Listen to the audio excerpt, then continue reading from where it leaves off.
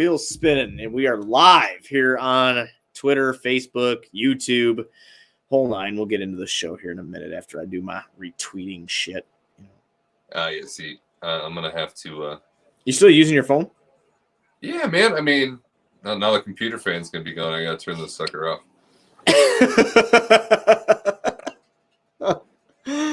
Oh, Lordy. It's fucking hilarious.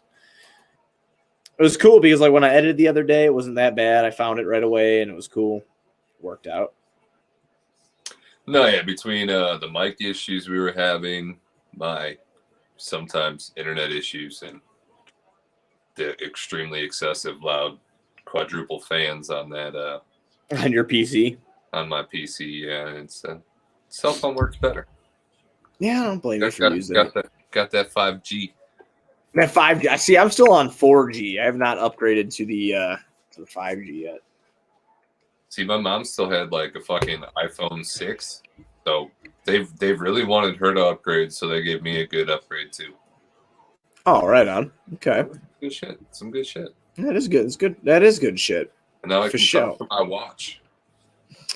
Well, I mean, fuck, man. Let's do this thing here. Let's do the damn thing. Let's get the torture out of the way. Right. All right. Here we go. I'm feeling great about myself and what I'm trying to do. All right. Ladies and gentlemen, boys and girls, children of all ages, welcome to Bulls on Tap. I'm your boy Buzz. I'm joined by my dude Goose, a.k.a. Bull Scripted, and we are here to review the Chicago Bulls' loss to the Los Angeles Clippers, 125-106. Before we get in this episode, be sure you're going to ontapsportsnet.com for all your Chicago sports literature and podcasting needs. Following us on Twitter at BullsOnTap, at OnTapSportsNet. Follow my dude Goose at BullScripted. Follow me at BuzzOnTap. Anywhere you can listen to podcasts, you can listen to us, so be sure to give us a 5-star rating and review. Goose, we're back down to earth, man. How you feeling? I don't like Earth. Yeah, Earth sucks.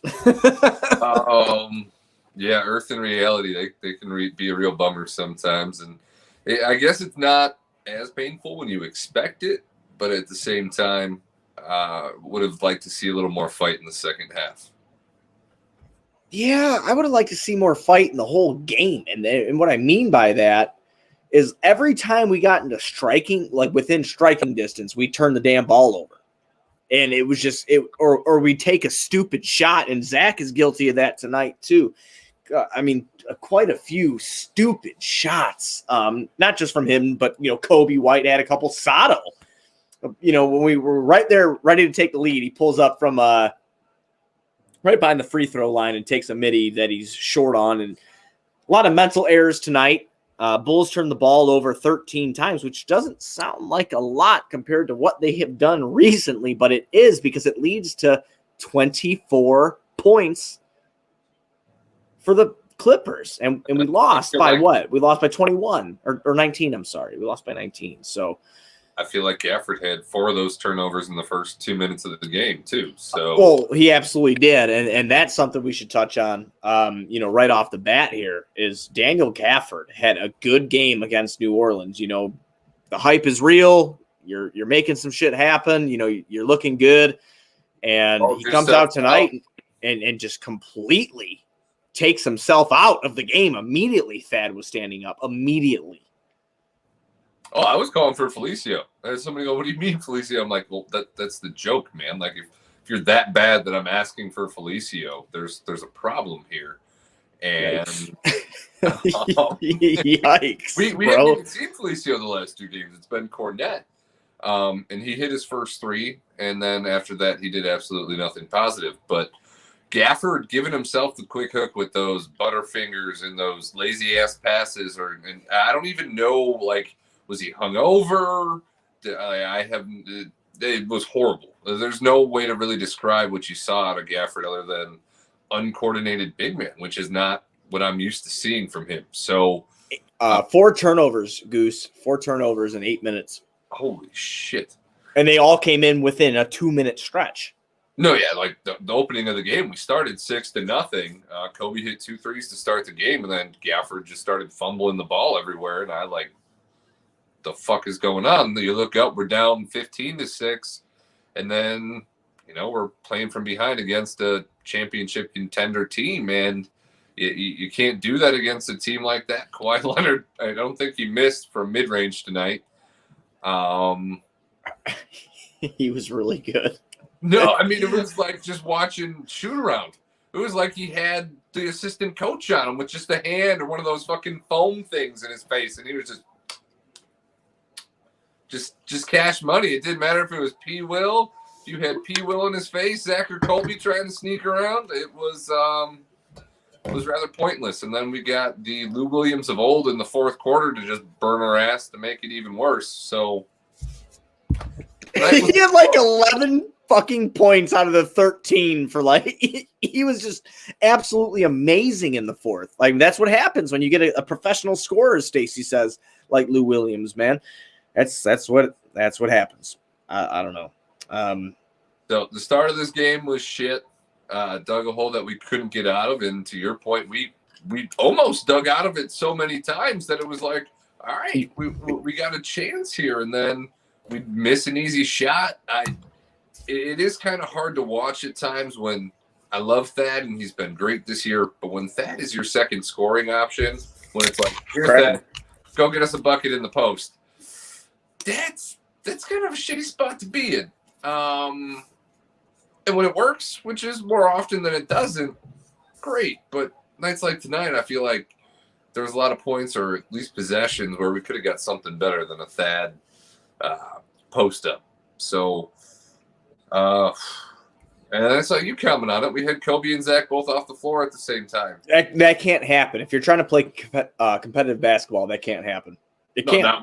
Not with the remnants of this current roster, no. No, I mean, you have Lauri Markkanen, who's a guy that can get buckets in bunches out. You have a guy like Wendell Carter Jr., who is kind of finding his stride out. That can't happen. A basketball before the game, though. Yeah, you know what was funny? In the injury report, he was doubtful instead of just out. And I'm speaking about Wendell right now. Interesting. Yeah, he was doubtful, not just out. So that would be a little bit less than his 4-week timetable, correct? That'd be like 3.5 weeks, 2 weeks. That would be closer to 2 weeks than 3.5. No, if he would have returned tonight or even for the next game, that's definitely ahead of schedule. I don't know how you judge a contusion or a bruise or whatever it is, but I guess his bruise is feeling better. He can dribble a basketball again and use his legs, and we might get Wendell Carter Jr. back. Yeah, I mean, it'd be a big get to get him back. Obviously, it doesn't change much. We still get killed tonight, but I mean, it is what it is. It's just, again, going through tonight and looking at the box score for the Bulls, Kobe, 50% from the field. He went 3 for 8 from downtown. He had 17 points, 4 assists, 3 boards, 2 turnovers. Zach, 26 points, which was, he had 15, I think. Was it? Yeah, 15 entering the third quarter or the fourth quarter. It was either one. But he had 26 points, 9 boards, 6 assists, 2 turnovers. I mean, Thad off the bench, 25 minutes, 14 points, 6 boards, 4 assists, 1 steal. I mean, that was basically what you got. There is actually one guy who surprised the shit out of me, and not surprised shit out of me. It's just because he's been getting some weird playing time, but Sato. Best game of the year, 17 points. That's his season high, 7 assists, 4 boards. He played real well, and is it just me? Did you feel like he still hurt more than he helped? Who, Sato? Yeah. Well, I mean, I feel like with his dumb shot selection, I mean, he only missed 3 shots, but if you watch the game and you don't want to go completely based off the numbers, I feel like a couple times he got himself into bad situations. Now, he only had 1 turnover, but a terrible shot. He actually had a terrible pass to Kobe White, who was at the top, and Kobe had no room to create whatsoever. It actually led to a Kobe White turnover. Did not go to Sato. I mean, but other than that, I wouldn't say that he was bad, but I wouldn't say he was great either. So 3 shots, so it must have been that midi and then 2 3-pointers. Maybe I'm just overemphasizing the fact that we signed this guy as a 40% 3-point shooter, granted on low. And he missed 2 3-pointers. He went 0 for 2 from downtown, yeah. All right. So, yeah, I guess that's what I locked in on in my selective memory of this shit game. that we just watched. I mean, that's what kills me. We signed him as a 40% three-point shooter, and I think it was only on like 2 attempts, which isn't high volume by any means, but he has been complete dog shit from three-point land since he's got here to Chicago. And I really wish it would turn around, because maybe then I'd understand the whole start Sato movement a little bit, maybe. The start Sato movement is based off of him being able to find the open man and create for others. That is what the start Sato movement's after. Sato isn't a part of your future. You don't start Sato. It's no. Fucking point blank period. Like, if you think you're going to be competitive with Sato, you don't know basketball. You're not. It just, if you have a young guy like Kobe White who's sitting there, and I'm not saying he's the answer, but you're putting not even a fucking gun to my head, but you're asking me as if I'm playing 2K and I just drafted Kobe White. Well, you start Sato because you'll be more competitive. What? Okay. Like I'll be competing for the 12th seed in the Eastern Conference. Okay, great. I've seen this one before, man. Like that. That's why you don't start him. Is he a good playmaker off the bench? Yes. Can he be paired with a guy like Kobe White and Zach LaVine, who are able to get theirs on their own and help them get into their sets? Yes. Starting point guard, championship team? No. And the other guys aren't healthy enough to fucking start him, so their potential is unlocked. Don't know what to tell you, man. That's where I'm at with it. No, I mean, we saw Sato, Kobe, and Zach on the floor a lot together. So with the revolving door that we currently have at small forward, with Pat playing the 4 and Lowry out, maybe we do see Sato get a start, and it's with Kobe and Zach over Temple or Valentine. Valentine, he killed me tonight. It's one thing when Denzel's hitting his shots. When he's missing, I cannot stand the dude. Horrible. No bueno? No bueno. Yeah, he was bad. He was bad tonight, man. Again, I mean, it was just sometimes it's nice to come down off this high of when we beat the Pel. We got to enjoy the high for one game. That's what I mean, because Zach and Kobe were unstoppable. I mean, we talked about it in the last episode. Records were broken. I mean, that's what they were doing. They were kicking ass. But at the same time, when you look at this team, it's something that I've been saying all year. They're not a playoff team. That's not what they are. And they're not close either. Well, unfortunately, they are kind of close. Like game and a half, 2 games close still at this point, because the East still early. Sucks so bad. So they definitely don't deserve to be a playoff team, but they're close to a playoff team and could very well still be a play-in team. So we need to see better basketball tonight. We expected an L, but to get to that level of winning games, you have to bring the consistency against these good teams and put on a performance like we did the last time opposed to this one. I think the last time we played the Clippers, we lost by 3 points. We're competitive throughout. This time around, not so much. I was surprised to see Kawhi come back in the 4th after he kind of came up wincing. Well, you know what's funny? And sometimes I agree with this guy. Sometimes I don't. But a guy like Joe Colley, who puts out there, when the Lakers played the Bulls, right? Or when the Clippers played the Bulls, these last 2 times they've played and were competitive in these games, the second time they played these teams, they were absolutely crushed. And that's because, and I have to agree with Joe Colley. Like, that's exactly how it kind of goes, These teams aren't going to get their ass kicked twice by the Bulls. It's just not going to happen. They're going to start losing out because the better team is going to come out on top. And that is basically how this works, unfortunately, for us. I'm hoping that, the Bulls can find a good medium here. And I don't think they're a playoff team, but they need to develop. And the only ones that develop right now are basically Zach LaVine and Kobe White. And if you want to choose to keep going that route, I guess you have to see what you have. And right now, we just don't have a lot. It's just we just don't have a lot. Again, the injuries are speak a volume to what we're trying to work on right now. A lot else. So moving in to another thing I'd like to talk about during this stuff is not Thad Young. I'm so sorry. Not Thad Young. Patrick Williams. Patrick Williams scores 3 points tonight. He's tasked with Kawhi Leonard. Kawhi Leonard is one of the best, if not the best player in the league. You have your Kevin Durant, your LeBron James, you have those guys. But a rookie is tasked with Kawhi Leonard. Kawhi Leonard goes 14 for 21 tonight. He plays 33 minutes. P. Will plays 35. Every minute P. Will was in the game, besides getting caught on switches, he was tasked with guarding Kawhi Leonard. So 14 for 21 from the field, 1 for 6 from downtown from Kawhi Leonard. Finishes with 33 points, 3 assists, 6 rebounds, 2 steals. No turnovers, the +4 and the plus-minus. Patrick Williams, 1 for 5 from the field, finishes with 3 points. He's 1 for 2 from the free throw line. He's got 4 rebounds, 1 assists, and 1 block. Yeah. A lot of rookie struggles tonight that he dealt with.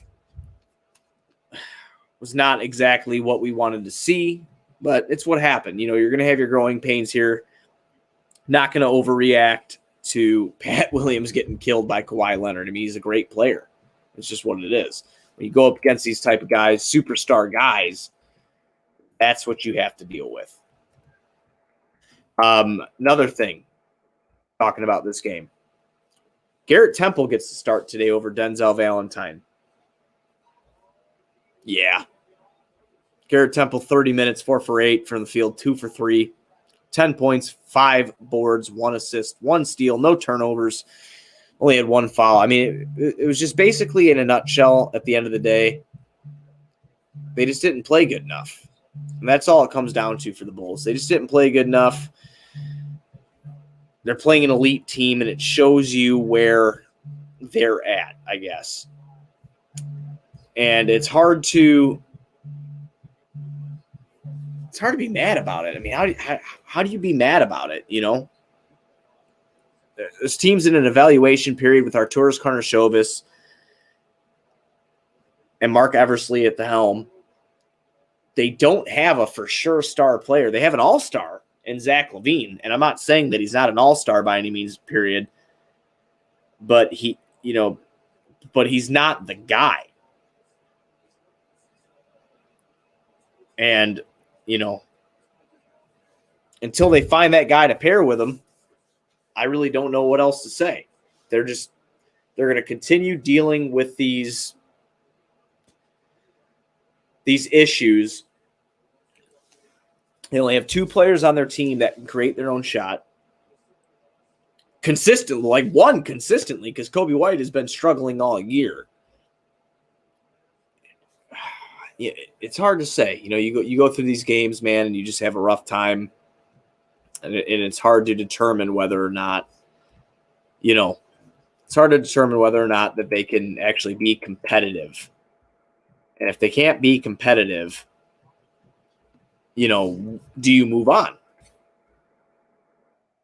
I don't know. I don't know what the right answer is, man. I'm not a GM. I'm just a guy sitting in his basement drinking some beers and watching a ton of basketball.